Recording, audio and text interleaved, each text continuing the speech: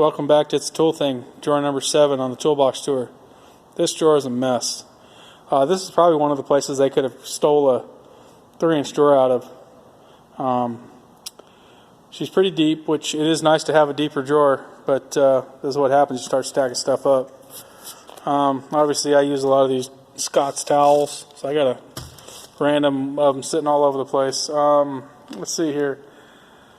So this little Harbor Freight come along. I'm not a Harbor Freight guy. I don't have very much Harbor Freight stuff, but this thing has been a workhorse. I used to have a 1,000-pound come along, I think is what it is, or 500, actually 500. Really tiny, and I blew it up years ago, and I've been using this thing. I use it for pulling drive lines for the most part. I've used it for a few other things. I've got a whole bunch of come alongs, but my shop truck doesn't have a crane anymore, so I think I took them home. I probably need to bring a couple of them back in. I just don't know where to put them. Ratchet straps. These are the buckets, uncommon used eyelets and stuff. I've been thinking about using some more of those buckets. They actually fit in here pretty well. Got a Milwaukee fuel diagram or grinder. Used that a few times. I actually overheated the battery once it shut down on me. I was able to swap a battery, keep on rolling, let that battery cool down. But I'm not even going into these little blue bins down here. Just bunches of junk and crap. I need to really go through and organize it some more. They just keep getting moved around. I like the bins. I'll show you these bins in another drawer in detail, but it's just plugs and caps, and I really like using these. These are actually for brakes on big trucks. Like them as little bins and organizers. I don't have a lot of the magnetic ones, have a few, but those things, they tend to don't come back to you, so always running around, and whenever I see one that's getting tossed, I keep it. Free tool as far as I'm concerned. Let's see here, another bin that I just haven't really gotten use for, and it's just in the way. This is actually part of that thing I was talking about, using the come along. I use that between the frame rails and hook the come along to it to lower the drive lines. That way I don't have to get a second guy. It's been working out pretty good. I need to work on the design a little bit. Something I recently did. Trim tool set here. This is one of those things I like, the trim tools, and I use them on a rare occasion. OTC kit that I picked up used. But man, I just can't find a good place to put them, and I'm not willing to give up a whole bunch of room, so they just been getting tossed in the bottom here. I need to come up with a better plan though at some point. Got a work light. Haven't really got much use out of that work light. I really need to make some effort to use that light. I tend to wear a headlamp a lot, so work lights don't get used as much as you would think. Let's see what else we got here. Got Milwaukee M12 grease gun. One of the guys in the shop actually had the M18 grease gun. It worked pretty good. He borrowed it once or twice. I had an air one. But these M12 ones seem to get the job done. They don't pump quite as fast, but the price is pretty good. I haven't had any issues. I bought this item used. Don't do a ton of greasing, but when I do, it's kind of handy. You don't have to grab the air one. I put the air one out in the shop truck.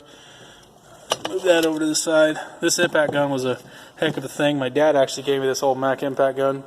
Didn't know if it worked. No, my dad didn't think it would work. Don't know where he got it. Well, that thing's actually been a trooper. I finally put a fitting in it. Been using it on doing torque turn on some really high torques. In positions where you can't even get a good ratchet in. No throw, especially when you're under the truck, crammed on up under the vehicle. There's just not a lot of room. And the torques are pretty high. In particular, the one I'm thinking of, it's 147 that you do manual torque, and then you're supposed to turn it under 90 degrees. And she's snug. In fact, the bolts are so snug, they tell you to throw them away. They actually tell you can measure them, and as long as they haven't stretched too much, you can use them again. But we usually just replace the bolts, and we don't want to take the risk of having a bolt failure. That impact gun's been pretty good. A little heavy, a little bulky. Sitting on top of my my larger wrench set here. Up to 2-inch. Snap on, I think, up to 1 9/16. and then proto for the most part. I think beyond that, up to 2-inch here. Excuse the mess. And then I've got some of my larger angle heads that wouldn't fit in the drawer above, and my crescent wrench that does 2-inch or 2 and I think that one only does 2-inch. That was actually a Craftsman one that was supposed to actually do 2-inch, and I did the modification. Pull that thing out here. I actually modified the stop right here to give myself just a little bit more. For some reason, part number actually called for it doing 2-inch, and the first time I tried to use it, it only did 1 inch and 15/16. So it was a used purchase, and I made her work. Can't imagine I'll ever break it and have to warranty it, so she just hangs out for the most part. Here's those other Nipex Cobras, the bigger set. I actually had them up in one of the other drawers, one of the skinny drawers, but I brought it down here. I don't use them a whole bunch, but when I need them, I need them. Figured they'd be fine sitting up here, just kind of sitting off to the side. And then, like I said, I got a few of those. I got the 1.5 inch up above the wrenches, and the 1 inch 3/16 was supposed to be in this kit. I believe is the other one that's missing, or maybe there's an extra slot.